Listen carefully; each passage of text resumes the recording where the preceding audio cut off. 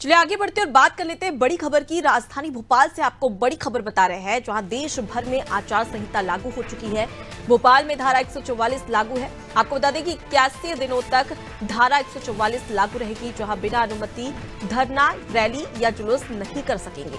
Band बाजे और साथ ही डीजे बजाने के लिए भी एसडीएम से अनुमति लेनी होगी। कलेक्टर कौशलेंद्र विक्रम सिंह ने ये आदेश जारी कर दिए। तो देखिए, कल चुनाव आयोग की ओर से चुनाव की तारीखों का ऐलान कर दिया गया है और चुनाव की तारीखों के ऐलान के बाद ही पूरे देश भर में आचार संहिता लागू हो चुकी है। धारा 144 लागू हो चुकी है, जिसके तहत अब प्रशासनिक कार्य के साथ ही साथ आपको बता दें कि देश भर में तमाम जो आयोजन हो रहे हैं उन पर भी पाबंदी लग गई है। अगर आपको आयोजन करना है तो उसके लिए प्रशासन की अनुमति लेना अनिवार्य होगा।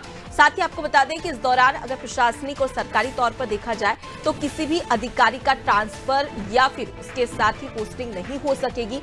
इस पर अब रोक लग गई है। 81 दिनों तक इस पर रोक लगी रहेगी और इससे कहीं ना कहीं अब जो सरकारी कामकाज है वो थोड़े बहुत प्रभावित होते हुए भी नजर आएंगे, क्योंकि अब जो भी कार्यभार है वो पूरा चुनाव आयोग के पास में पहुंच चुका है। प्रशासनिक स्तर पर देख लिया जाए या राज्य सरकार के स्तर पर देख लिया जाए। इस दौरान तमाम जो प्रत्याशी है वो अब जनसभा भी नहीं कर सकेंगे।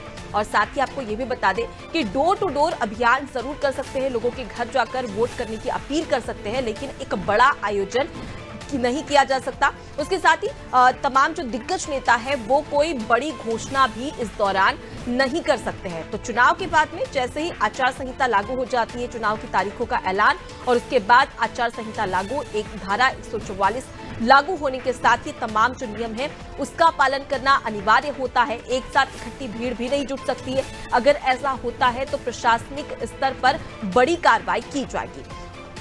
तो चलिए इसी खबर पर ज्यादा जानकारी के साथ सीधे रुक कर लेते हमारे संवाददाता शबाना बानो हमारे साथ में जुड़ गई है।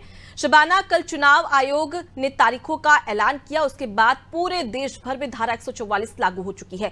राजधानी भोपाल की बात कर ली जाए तो यहां पर आचार संहिता का किस प्रकार से पालन किया जा रहा है?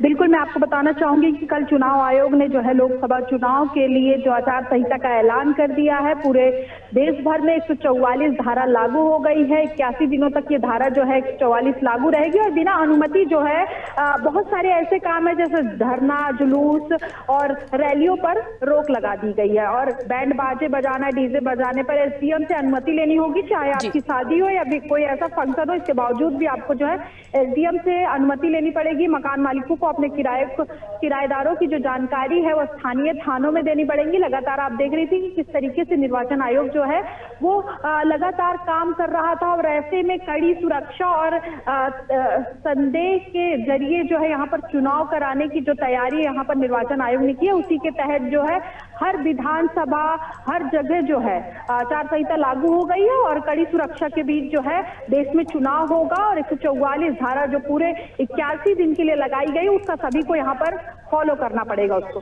जी बिल्कुल, तो देखा जा सकता है कि किस प्रकार से अब पूरा कार्यभार चुनाव आयोग के पास में पहुंच चुका है और ऐसे में कहीं ना कहीं जो तमाम सरकारी कामकाज है वो भी थोड़े बहुत प्रभावित होते नजर आएंगे। लेकिन सबसे बड़ी बात कि किस प्रकार से तमाम जो आम जनता है उनके द्वारा इन नियमों का पालन किया जाता है। लौटूंगी आपके पास में शबाना, आगे भी आपसे खबर पर अपडेट लेंगे। तो देखिए, देश भर में आचार संहिता लागू हो चुकी है और इसके तहत अगर राजधानी भोपाल की बात कर ली जाए तो यहाँ पर भी आचार संहिता का बखूबी पालन करवाया जा रहा है।